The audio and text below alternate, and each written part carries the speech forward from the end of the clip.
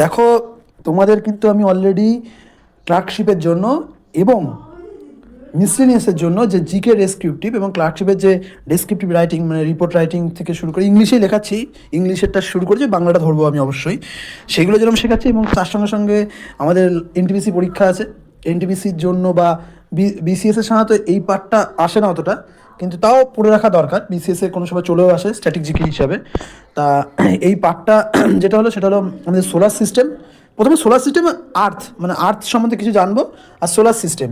হুম এই পার্টটা খুব কম আসে, কিন্তু এনটিপিসিতে আসবে, এনটিপিসিতে থাকে। এছাড়াও তোমার সিজিএল বা সিএইচএস লেভেল, এছাড়াও বিভিন্ন অন্য যেসব পরীক্ষা রিসেন্ট আসছে সেগুলো সেখানে কিন্তু আসতেই পারে। যেমন ধরো আইডিও আসছে, তারপরে ধরো আবার মিসলেনিয়াস আসবে, এছাড়াও এমবিআই আসবে। এইসব এইসব পরীক্ষায় কিন্তু এই টাইপের মানে প্রশ্নগুলো আসে। তা আমি আজ বেশি না বলে আমি মানে আমাদের সোলার সিস্টেম যেটা, সেটা সম্বন্ধে একটু বলে দিই। হুম দেখো, সরি, দেখো প্রথমে সোলার সিস্টেমের মেন যে তিনটে থিওরি, মানে অনেকগুলো থিওরি ছিল সোলার সিস্টেম যে কীভাবে ক্রিয়েট হয়েছে, আমাদের যে ইউনিভার্স বা সোলার সিস্টেম কীভাবে তৈরি হয়েছে, সেটা মেন তিনটে থিওরি। হ্যাঁ, সেটা আমি আজকে বলবো। তার আগে বলে রাখি, দেখো প্রথমে ইউনিভার্সের দেখো আমি দাগিয়ে দিয়েছি। দেখো প্রথমে ইউনিভার্স আছে, এবং তারপরে দেখো আছে, দাঁড়াও, হুম প্রথমে ইউনিভার্স আছে, ইউনিভার্সের পর দেখো মিল্কি ওয়ে গ্যালাক্সি, এবং তারপরে আছে সোলার সিস্টেম, এবং তারপরে আমাদের আটখানা প্ল্যানেট। এই সিকোয়েন্সটা তোমার মনে রাখতে হবে। এবং সোলার সিস্টেম কীভাবে ক্রিয়েট হচ্ছে সেইটা সম্বন্ধে প্রথম যে হাইপোথিসিস দেখো, থিওরি ঠিক বলা যায় না, হাইপোথিসিস মানে কি, যে এইটা হতে পারে। যখন আমরা বলি এটা হতে পারে, এটা এই চিন্তা ভাবনা এরকম হতে পারে, তখন আমরা হাইপোথিসিস বলি। যেমন নেবুলা হাইপোথিসিস, এইটা কিন্তু প্রথম কান্ট এবং প্রথমে বৈজ্ঞানিক কান্ট নামে, KNT কান্ট, দেখো বৈজ্ঞানিক কান্ট নামে একজন এই প্রথমে এই হাইপোথিসিসটা দিয়েছিল। পরে ওটাকে মডিফাই করে ল্যাপলেস এইটাকে মডিফাই করে আরও ভালো করে, আরও মডিফাই করে, আরও জিনিসটা ভালো করে বোঝায়। ঠিক আছে। এবং এই নেবুলাটা কী দিয়ে তৈরি হয়, হাইড্রোজেন ও হিলিয়ামের যে একটা মানে ডাস্ট পার্টিকেল, সেই সব দিয়ে তৈরি হবে। এবং বলছে যে এখানে বলে দিয়েছি, cloud material associated with a sun, বলছে উইথ সান, বলছে যে আমরা ধরো এই সান বা এই প্ল্যানেট, এগুলো তৈরি হয়েছে কী করে, তৈরি হয়েছে কি, আমাদের জাস্ট মানে ক্লাউড মানে ডাস্ট পার্টিকেল ছিল বা কিছু গ্যাসেস ছিল, সেগুলো যখন মহাকাশে ঘুরে বেড়াচ্ছিল, সেগুলো কনজিকিউটেড হয়ে এইভাবে একসঙ্গে মানে মাধ্যাকর্ষণ শক্তির ফলে সব ডাস্টগুলো বা গ্যাসেসগুলো এক জায়গায় ইস্যু হয়েছে, কনসেন্ট্রেট বা মানে এক জায়গায় একত্রিত হয়ে একটা গ্রহ তৈরি করেছে। আমি তোমাকে নেবুলার একটুখানি থিওরিটা দেখিয়ে দিই। নেবুলা দেখো, এইটা এই নেবুলার একটু দেখিয়ে দিয়ে, দেখো এখানে বসে দেখো, এই দেখো এখানে বুঝতে হচ্ছে এই জায়গাটা, এটা হলো একটা কি, এটা একটা কিন্তু গ্যাসেস বা ডাস্ট পার্টিকেল। এই দেখো এগুলো, আমি বলছি যে মাধ্যাকর্ষণ শক্তির জন্য এগুলো আস্তে আস্তে কনসেন্ট্রেট হয়ে আস্তে আস্তে এই যে ছোটো হয়ে পর তারপর আস্তে আস্তে এরকম করে একটা কনসেন্ট্রেট হয়ে একটা প্ল্যানেট তৈরি করে দিয়েছে, যেটা নেবুলা হাইপোথিসিস থিওরিও বলে। ঠিক আছে, এটা হলো নেবুলা হাইপোথিসিস থিওরি। প্রথম কে দেয়, কান্ট দেয়, পরে এটাকে আরও মডিফাই করে কে, আমাদের ল্যাপলেস। কিন্তু এর কিছু লিমিটেশন ছিল। এর লিমিটেশন হলো, দেখো বলে দিয়েছি লিমিটেশন কি, হ্যাঁ, angular momentum not match with the sun and other planet, মানে অ্যাঙ্গুলার মোমেন্টামগুলো ম্যাচ হচ্ছিল না। ধরো আমি মানে এত অ্যাঙ্গুলার মোমেন্টাম, ওখানে যেভাবে অ্যাঙ্গুলার মোমেন্টাম দেখিয়েছিল যে ওগুলো যদি এরকম করে এক জায়গায় কনসেন্ট্রেটেড হয়, যদি অ্যাঙ্গুলার ধরো অনেক ডাস্ট বা অনেক গ্যাসেস ঘুরছে, সেগুলো এক জায়গায় কনসেন্ট্রেট হওয়ার পর একটা অ্যাঙ্গুলার মোমেন্টাম জিনিসটা কি, কোনো জিনিস গোল করে যদি ঘোরে, তাকে আমরা ঘোরে তার তখন বেগ বলি, তখন তো আমরা অ্যাঙ্গুলার মোমেন্টাম বলি। আর কোনো জিনিস যদি, তুমি মোটরসাইকেল চালিয়ে তুমি চলে যাচ্ছ, তোমার ভরের সঙ্গে যদি মোমেন্টাম গুণ করি, তখন অ্যাঙ্গুলার মোমেন্টাম হয়। ঠিক আছে, অ্যাঙ্গুলার না, তখন এমনি তোমার লিনিয়ার মোমেন্টাম হয়, মানে সোজা তুমি যাচ্ছ। এবার কি হচ্ছে, যখন আমরা গোল করে ঘুরবো, তখন তোমার ওটাকে বলে অ্যাঙ্গুলার মোমেন্টাম। গোল করে ঘুরলে অ্যাঙ্গুলার মোমেন্টাম, সোজা গেলে লিনিয়ার মোমেন্টাম। ঠিক আছে, এইগুলো ম্যাচ হচ্ছিল না বলে এটা বাদ হয়ে গেছিলো। ঠিক আছে, যদি এটা হলো ফিজিক্সের পার্ট, আমি ওটাও বোঝাতে পারি। এবার দেখো এইটা বলে দিলাম, যদি অসুবিধা হয় আমাকে কমেন্ট করে, আমি আরও ভালো করে বুঝিয়ে দেবো অ্যাঙ্গুলার মোমেন্টাম আর লিনিয়ার মোমেন্টাম জিনিসটা কি। আচ্ছা, পরে দেখো, এরপরে ওটা নেগলেক্ট হয়ে গেল, ওটা নেওয়া হলো। তারপরে আসলো প্ল্যানেটিজম। প্ল্যানেটেসিমাল হাইপোথিসিস, এটা হলো প্ল্যানেটেসিমাল হাইপোথিসিস কে দিয়েছিল, চেম্বারলিন। দেখো এইগুলো কিন্তু আসবে যে কোন হাইপোথিসিসটা কে দিয়েছিল, চেম্বারলিন আর মাউন্টেন। হ্যাঁ, এরা দুজন কিন্তু 1904 সালে এই প্ল্যানেটেসিমাল হাইপোথিসিসটা দিয়েছিল। এইটা কি জিনিস, এইটাও আমি একটু বুঝিয়ে দিচ্ছি। ধরো উনি বলেছিল যে এইটা একটা স্ট্যাটিক স্টার, বা এটা একটা, হ্যাঁ, আর এইটা ধরো একটা কোনো আর একটা স্টার, যখন এইটা এটা এটা এটা এই গ্রহটা একটা নির্দিষ্ট জায়গায় চুপ করে দাঁড়িয়ে আছে, আর এই গ্রহটা এরম করে কেন্দ্র করে ঘুরে চলে যাচ্ছে একে। তো এই গ্রহটা যখন এর কাছাকাছি আসবে তখন এর কাছ থেকে কিছু পার্টিকেল অ্যাট্রাকশনের জন্য নিয়ে নেবে, কিছু পার্টিকেল অ্যাট্রাকশনের জন্য এখান থেকে নিয়ে নেবে, ঠিক আছে, এখান থেকে অ্যাট্রাকশনে এরকম করে দেখতে পাচ্ছ নিয়ে নিচ্ছে। তারপর এ যখন আস্তে আস্তে এদিকে চলে যাচ্ছে তাহলে এইগুলো তো আর এইগুলো তো এর সঙ্গে যুক্ত হবে না, তাই এই যে ডাস্ট বা এই পার্টিকেলগুলো আস্তে আস্তে কনসেন্ট্রেট হয় ওই আগের মতো, আস্তে আস্তে কনসেন্ট্রেট হয়, ওগুলো আস্তে আস্তে গ্রহ তৈরি হবে। এবং এই যে এই পার্টিকুলার আস্তে আস্তে বুঝতে পারছো, আমি কেটে দিচ্ছি দেখো, আস্তে আস্তে এরকম করে গ্রহ তৈরি হয়ে যাবে, এবং গ্রহ তৈরি হয়ে যাবে। এইটারও কিছু ড্রব্যাক আছে, বুঝতে পারলে ব্যাপারটা? এই একটা ধরো স্টার বা কিছু নক্ষত্র আছে, আর একটা এরকম বড় স্টার আছে, এখানে সান বা স্টার দিয়ে বোঝাচ্ছে, আমি বোঝাচ্ছি। এই পার্টিকেলসটা স্থির আছে, এই পার্টিকেলটা যখন এর পাশ দিয়ে বেরিয়ে যাচ্ছে তখন কি করছে, এ কিছু পার্টিকেল এই ছোট ইসের থেকে নিয়ে নেবে, মানে কিছু পার্ট নিয়ে নেবে। তা নিয়ে নেবে মানে এর থেকে কিছু আকর্ষণ বলের জন্য এর কাছে কিছু পার্টিকেলটা ও আকর্ষণ করবে, তাহলে এই গ্রহ থেকে কিছু পার্টিকেল বেরিয়ে আসবে। বেরিয়ে আসার পরে এগুলো ডাস্ট বা এই পার্টিকেলগুলো মহাকাশে ঘুরতে থাকবে, এগুলো আস্তে আস্তে কনসেন্ট্রেট হয়ে গ্রহে পরিণত হয়। কিন্তু এরও কিছু ড্রব্যাক আছে, এর ড্রব্যাকটা এখানে লিখিনি, এর ড্রব্যাকটা হলো বলে দিচ্ছি। উনি বলেছিল যে এই বড় জিনিসটা এটা হলো প্ল্যানেট, আর সান ছোটোটা হলো সান, কিন্তু কখনোই না, এইটা পরে দেখা গেছে যে হিসাব মতো সান তো অনেক বড়, সান স্থির থাকবে আর গ্রহগুলো ঘুরবে, কিন্তু দেখা যাচ্ছে তাই হয়নি। হ্যাঁ, উনি উল্টো বলেছিল এবং বলছে যে এরম বলছে, তাহলে এই যে যদি ওরমই হয় তাহলে এরম সিকোয়েন্সে হবে কেন? দেখো আমাদের সিকোয়েন্সে ধরো মার্কারি, ভেনাস, হ্যাঁ, তারপরে যদি মার্কারি, ভেনাস, হ্যাঁ, তোমার হলো যেটা মঙ্গল, তারপরে পৃথিবী, এরকম করে দেখো আস্তে আস্তে বেড়ে আবার কমতে শুরু করে। দেখো আস্তে আস্তে তুমি জানো মার্কারি একদম ছোটো হয়, তারপরে ভেনাস হয়, তারপরে মঙ্গল, তারপরে পৃথিবী, তারপরে বৃহস্পতি, শনি, এরকম করে আস্তে আস্তে দেখো একটা সিকোয়েন্স আস্তে আস্তে ওদের আকার মাস বাড়তে থাকে, আস্তে আস্তে কমতে থাকে। তাহলে এই সিকোয়েন্সটাও হবে কেন? তাহলে অন্যরকম এত সুন্দর সিকোয়েন্স মেনটেন করবে কেন?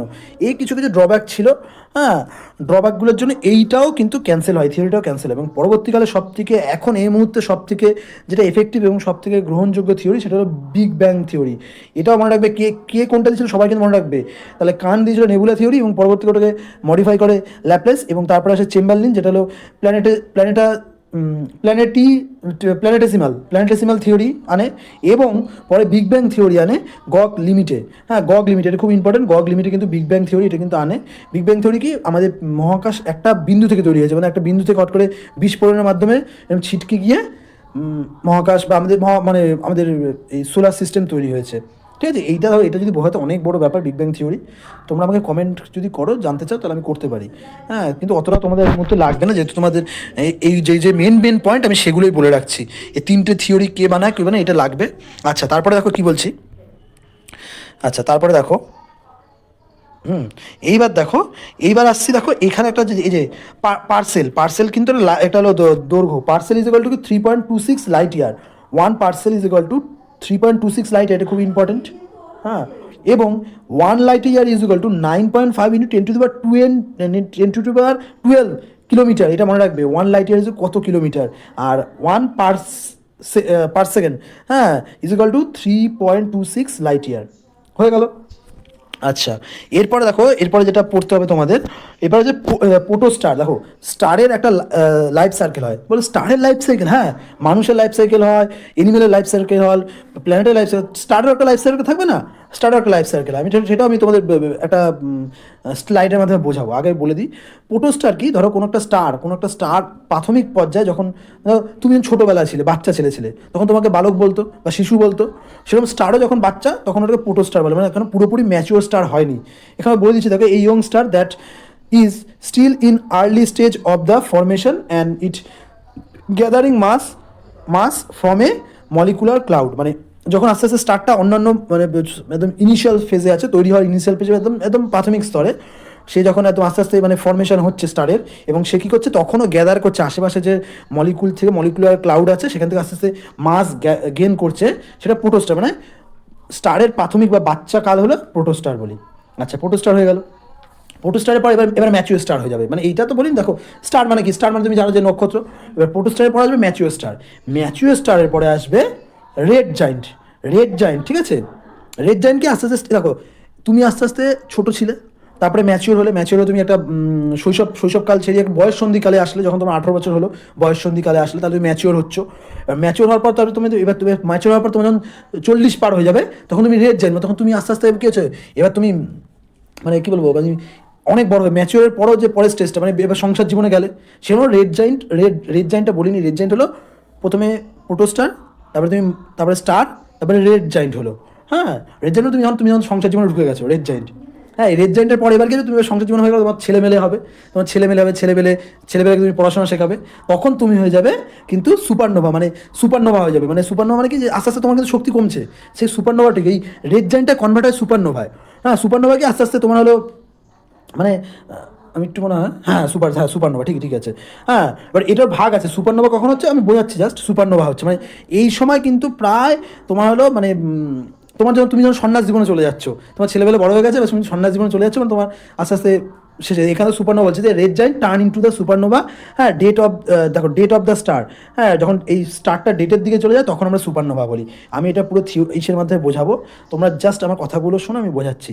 আর হোয়াইট জাইন্ট কি, যখন মানে এইবার হয়ে যাচ্ছে কি এবার হলো এই হোয়াইট জাইন্টটা বলে দিচ্ছি, সুপারনোভা একটা পার্ট, ওই যখন রেড জাইন্টে দুটো ভাগে ভাগ হয়ে যায়, একটা সুপারনোভা হয়ে যায়, একটা হোয়াইট ড্রাফট হয়ে যায়। হ্যাঁ, কখন দুটো ভাগে, দুটোই কিন্তু তোমার ধরো, আমি বলছি একজন ধরো, আবার ভালো করে বোঝো, যখন ছোট ছিল তখন প্রোটোস্টার, তারপরে যখন ম্যাচিওর হলো তখন স্টার হলো, তারপরে যখন এবার তুমি যখন ম্যাচিওর তখন স্টার হয়ে গেলে, তারপরে এবার তুমি তারপরে গেলে, তুমি যখন এবার সংসার জীবনে গেলে, তোমার ছেলে মেলে, তখন তুমি রেড জাইন্ট হয়ে গেলে। এবার রেড জাইন্টের পার্ট দুটো হয়ে গেলো, ধরো কেউ ধরো সংসার জীবনে থেকে আস্তে আস্তে আস্তে আস্তে মানে আস্তে আস্তে মানে বয়স হতে থাকছে, আর কেউ সংসার জীবন ছেড়ে বনে গিয়ে সন্ন্যাস নিয়ে আস্তে আস্তে বয়স হতে থাকছে। ঠিক ওরম পার্ট দুটো একই, সুপারনোভা একটা পার্টে চলে যাচ্ছে, দুটোই মৃত্যু হচ্ছে, স্টারের সুপারনোভাতেও মৃত্যু হবে, আর হোয়াইট ড্রাফেও মৃত্যু হবে। সেটা আমি একটা এই ভিডিওর একটা স্লাইডের মধ্যে বোঝাচ্ছি, দেখো দেখো গ্যাসিয়াস পার্টিকেল, এটা আস্তে আস্তে প্রোটোস্টার, এগুলো মিলিত হয়ে প্রোটোস্টার বলে, একদম যে স্টারের শৈশবকাল। তারপরে কিন্তু ম্যাচিওর স্টার হলো, মানে এবার তুমি শৈশবকালে চলে যাবে। ম্যাচিওর স্টার তুমি যখন বয়স সন্ধিকালে চলে আসলে, পড়াশোনা শিখছে, চাকরি বাকরি পাবে, এবার তোমার চাকরি বাকরি পাওয়া গেলে, এবার তুমি বিয়ে করে রেড জাইন্ট হয়ে গেলে। দেখো, রেড জাইন্টের দুটো ভাগ আছে, যদি লার্জ স্টার হয় এটা হলো রেড সুপার জাইন্ট হয়ে যায়, আর যদি স্মল স্টার হয় তাহলে রেড জাইন্ট হয়। ঠিক আছে, এবার যেটা স্মল স্টার বা মিডিয়াম স্টার, সেটা দেখো, সেটা স্মল স্টার বা মিডিয়াম স্টার, সেটা কিন্তু হোয়াইট ড্রাফটে পরিণত হয়ে যায়, হোয়াইট ড্রাফট থেকে ব্ল্যাক ডার্ট। এবার যেটা রেড সুপার জাইন্ট হয়ে যাচ্ছে, রেড সুপার জাইন্ট এটা সব থেকে বড় স্টার, যেটা লাস্ট স্টার ছিল, সেটা সুপার জাইন্ট, এর পরে গেলে ব্লাস্ট হয়ে সুপারনোভা হচ্ছে। ব্লাস্ট হচ্ছে, একটু আগে বললাম, দুটো একই, কিন্তু দুটোরই মৃত্যু হবে। হোয়াইট ড্রাফট আর দেখো সুপারনোভা প্রায় একই স্টেজে আছে, দুটোরই কিন্তু মৃত্যু হবে। কিন্তু ওটা যদি ছোট, ওটা আস্তে আস্তে ধরো যার শক্তি কম, ধরো তুমি আমি বলছি তোমাকে, ধরো তুমি চকলেট বোম ফাটাচ্ছ, বা তুমি ইসে ফাটাচ্ছ, একটা বড় চকলেট বোম ফাটাচ্ছ, আর একটা ধরো তুমি কী বলে যে কালি ফটকা ফাটাচ্ছ, কালি ফটকা ফুট করে ফেটে বন্ধ হয়ে যাচ্ছে। ঠিক হোয়াইট ড্রাফটটাও তাই। রেড জাইন্টটা যদি শক্তি কম, যদি ছোটো স্টার শক্তি কম, আস্তে আস্তে ওর ফুয়েল শেষ হচ্ছে মানে কি, আস্তে আস্তে হচ্ছে, আমরা জানো যে আমাদের কিন্তু সানের ক্ষেত্রে কী হয়, সংযোজন, মানে নিউক্লিয়ার সংযোজন হয়, যেটাকে নিউক্লিয়ার ফিশন বলে। হ্যাঁ, নিউক্লিয়ার ফিউশনের মাধ্যমে আস্তে আস্তে ও মানে এনার্জি রিলিজ করে, দুটো হাইড্রোজেন যুক্ত হয়ে হিলিয়াম হয় এনার্জি রিলিজ করে। এবার আস্তে যদি হাইড্রোজেন শেষ হতে থাকে, তাহলে ফুয়েলটা আস্তে আস্তে শেষ হতে হবে, তখন আস্তে আস্তে শেষ হতে কী হবে, এটা আস্তে আস্তে ঠিক হবে, এটা হলো হোয়াইট ড্রাফটে পরিণত হয়ে যাবে। ঠিক আছে, হ্যাঁ, হোয়াইট ড্রাফটে পরিণত হয়ে যাবে। এবার যে ধরো একটা বড় বুড়িমার বোম এনেছো, ওটা তুমি আগুন ধরে দিলে, ওটার ভেতরে অনেক বারুদ আছে, এর আস্তে আস্তে ফুয়েল শেষ ধম করে বাস্ট করবে, তখন কিন্তু সুপারনোভা হয়ে যাবে।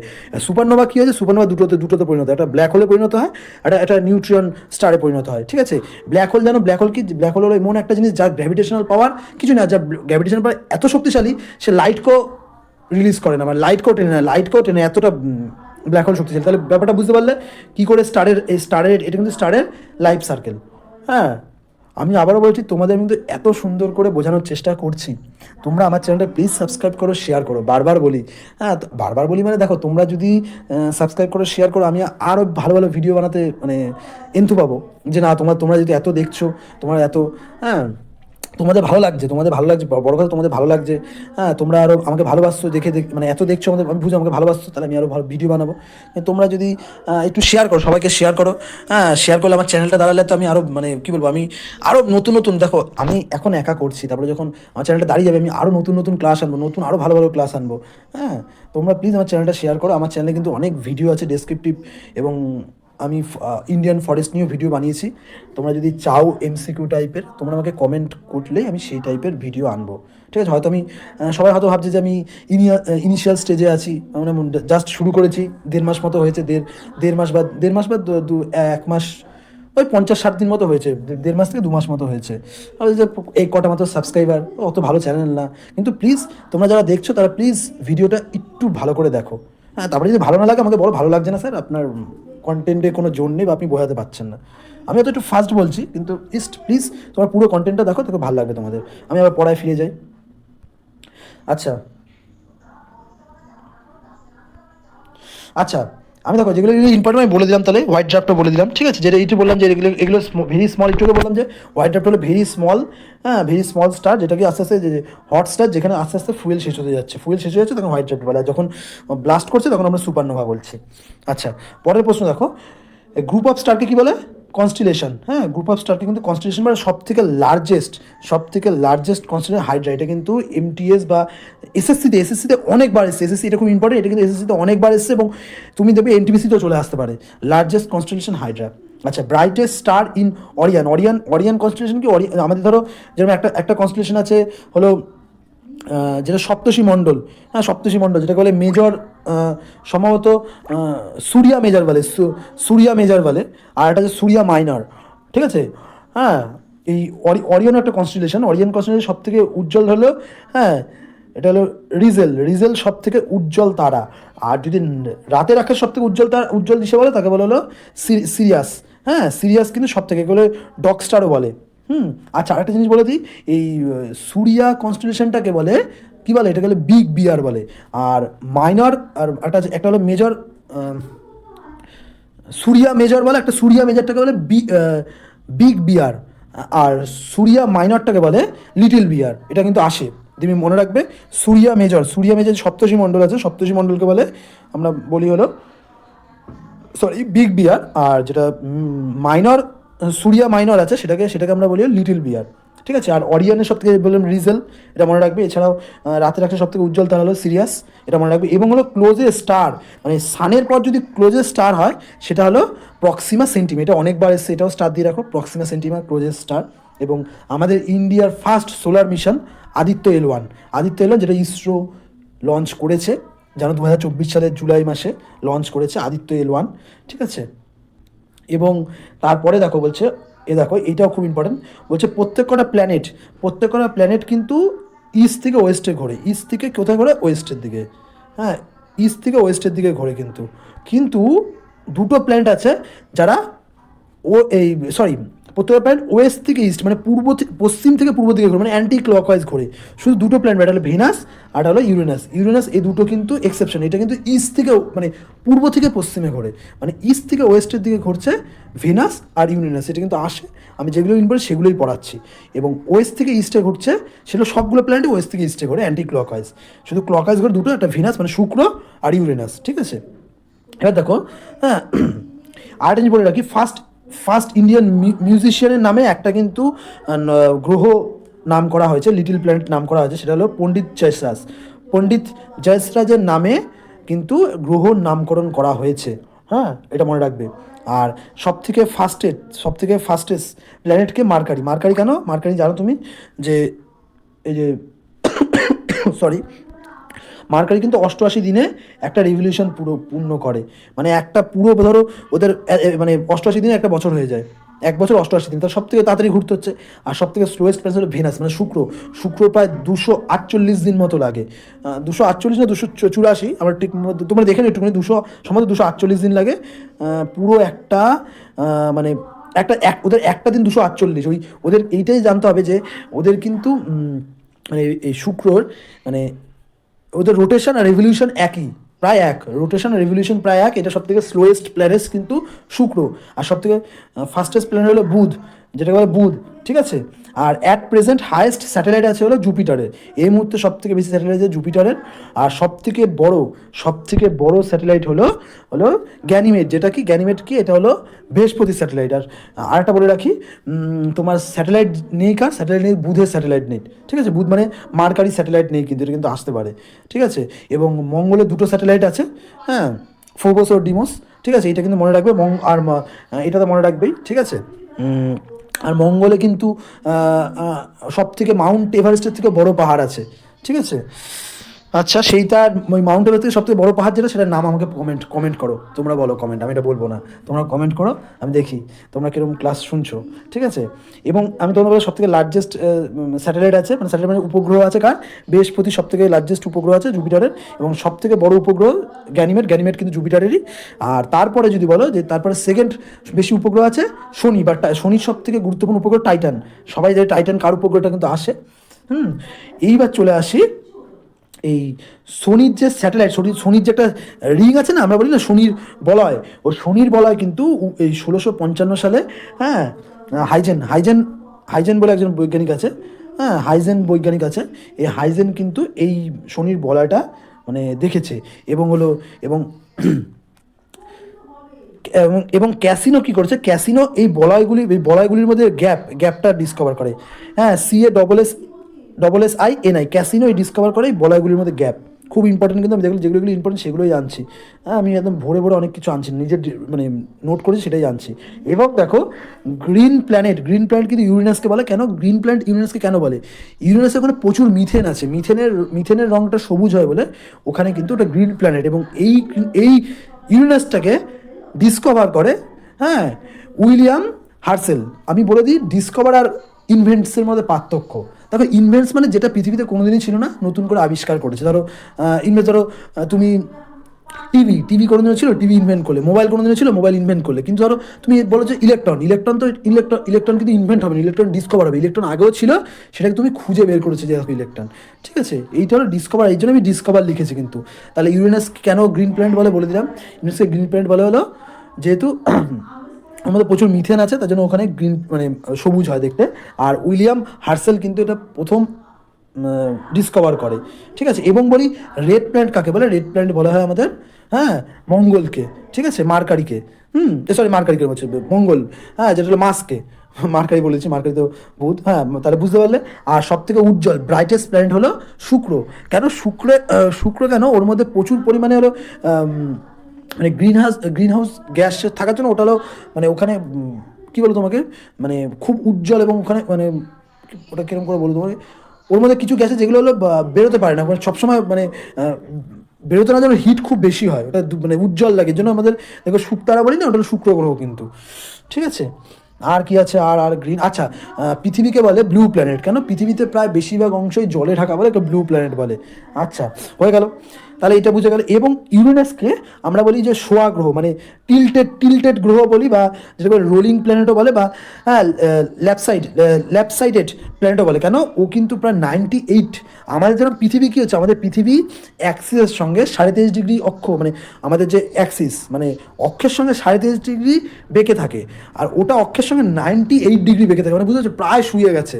এই জন্য কিন্তু ল্যাপসাইড বা রোলিং প্ল্যানেটও বলে, ঠিক আছে। আর একটা আছে নেপচুন, যেটা নেপচুনকে কিন্তু ডিসকভার করে জোহেন গেল, হ্যাঁ, জোহেন গেল আর আরভেন লিভেরিয়ার আর জোহেন গেল এই নেপচুন আবিষ্কার করে, নেপচুন গ্রহটা, যেটা আবিষ্কার না ঠিক ডিসকভার করে, ঠিক আছে, হ্যাঁ, বলে দিলাম এটা। আচ্ছা, দেখি আর কি কি, এগুলো তো বলে দিলাম এগুলো, আচ্ছা, হ্যাঁ। আর তোমাদের আর কিছু ইম্পর্টেন্ট এখানে, সরি, দাঁড়া, ঠিক আছে, এগুলো তো বলে দিলাম। আর আচ্ছা, লাস্ট যেটা একটু বলে দিই তোমাদের, এই যে অ্যাস্টেরয়েড, হ্যাঁ, কমিট আর মিটেরয়েড, এর মধ্যে পার্থক্য দেখো। বলছে অ্যাস্টেরয়েডটা কি, অ্যাস্টেরয়েডটা হলো ওই আমাদের এটা বলে অ্যাস্টেরয়েড সব থেকে বেশি দেখা যায় হলো জুপিটার আর হলো ইসের মাধ্যমে, মার্স আর জুপিটার, মানে মার্স মানে হলো মঙ্গল আর বৃহস্পতির মাঝখানে প্রচুর ক্ষুদ্র ক্ষুদ্র প্ল্যানেট বা পাথরের কণা আছে, যেটাকে অ্যাস্টেরয়েড বলে, ঠিক আছে। এবং দেখো Ceres is the largest asteroid, আমি বলে দিচ্ছি সিরাসটা কি, সিরাসটা কিন্তু লার্জেস্ট অ্যাস্টেরয়েড, এই সিরাস, দেখো সিরাস হলো লার্জেস্ট অ্যাস্টেরয়েড, এটাও লিখে দিয়েছে। এবং অ্যাস্টেরয়েড তিন ধরনের, সি টাইপ তিন ধরনের asteroid, C type, M type এবং এস টাইপ, এই তিন ধরনের অ্যাস্টেরয়েড হয়। এই তোমাদের এটা সব থেকে বেশি আছে যে অ্যাস্টেরয়েড কোথায় দেখা যায়, কোন মানে কোথায় দেখা যায়, সেটা হলো মার্কারি আর জুপিটারের মাঝখানে। আচ্ছা, কমেট কি? কমেট হলো দেখবে সূর্যের আশেপাশে কিছু ছোটো ছোটো গ্রহ বা ছোটো ছোটো ওই পাথরের গ্রহ, যেগুলো আমরা যেরকম দেখি যে সূর্যের পাশে যেরকম পেছন দিকে ঝাঁটার মতো ফুলঝুরির মতো বেরোচ্ছে, হ্যাঁ, সেটাকে কমেট। এবং আমাদের সব থেকে হেলিক্স যে কমেটটা, সেটা 76 বছর পর পর দেখা যায়। ওই সূর্যকে ঘিরে এরকম করে ঘোরে, মানে সূর্যকে কেন্দ্র করে ঘোরে তো। আর বলতে পারো যে পেছনে যে মানে ওদের পেছনে যে ঝাঁটার মতো অংশ দেখা যাচ্ছে বেরোচ্ছে, সেটা সূর্যের সৌর ঝড় বা সৌর তাপের জন্য ওইটা ওই সবসময় সূর্য থেকে দূরের দিকে যায়, মানে ঠেলতে থাকে। এর জন্য ওইটা হলো সূর্য থেকে দূরের দিকে, এরকম সূর্য যেদিকে তার উল্টো দিকে হলো ঝাঁটাটা বেরোতে থাকে এরকম, ঠিক আছে। কমেট কী বললাম? কমেট তাহলে সূর্যের দিকে যে ঘুরে, সূর্যের দিকে যে ছোটো ছোটো পার্টিকেল বা ছোটো ছোটো প্ল্যানেটগুলো ঘুরছে, সেটা সূর্যকে কেন্দ্র করে, সেটাকে কমেট বলে। অ্যাস্ট্রয়েড হলো জুপিটার আর মাসের মাঝখানে যেগুলো থাকে সেগুলো কমেট। আর মিটেরয়েড কি? যখন এই রকি পার্টিকেলগুলো বা এই ছোটো ছোটো প্ল্যানেট বা ছোটো ছোটো পাথরের টুকরোগুলো বা কিছু কিছু বড় পাথরের টুকরোগুলো, এগুলো যখন পৃথিবীতে যখন মেসোস্পিয়ারে ঢুকে যখন পুড়ে মানে প্রবেশ করে, যখন মানে মানে কী বলবো, যখন পুড়লো, মানে যখন পৃথিবীর বায়ুমণ্ডলে ঢুকলো, বায়ুমণ্ডলের ঘর্ষণের ফলে কিছু পুড়ে যাবে, ঠিক আছে, তখন কিন্তু আমরা একটু মেটেরয়েড বলি, ঠিক আছে। যেই প্রবেশ করলে তখন মেটেরয়েড হয়ে যায়, ঠিক আছে, মেটেরয়েড হয়ে গেল। আর একটা বলি, আমাদের সৌরজগৎ পার হলেই ওকে বলে কুপার বেল্ট, ঠিক আছে। সৌরজগৎ পার হলে কুপার বেল্ট, হ্যাঁ, কুপার বেল্ট আছে। এই কুপার বেল্টের মধ্যে কিন্তু এখন এই মুহূর্তে প্লুটো পড়ে গেছে। প্লুটো জানো 2006 সালে প্লুটোকে আমরা গ্রহের মর্যাদা থেকে সরিয়ে দিয়েছি। তাতে কী হয়েছে? প্লুটোর কোনো ব্যাপার না, প্লুটোকে সরিয়ে দিয়ে গেছে। প্লুটোকে আমরা গ্রহের মর্যাদা থেকে সরিয়ে দিয়েছি, প্লুটোকে আমরা ব্রাহ্মণ গ্রহ বলে নাম দিয়েছি। এই প্লুটো কিন্তু কুপার বেল্টের পড়ে যায়। তোমরা বলতে কুপার বেল্ট কী জিনিস? বলবে যে মহাকাশ আর সৌরজগতের মধ্যে যে বেরিয়ার তৈরি করছে বা যেটা বাউন্ডারি তৈরি করছে, সেটা কুপার বেল্ট তৈরি করছে, হ্যাঁ।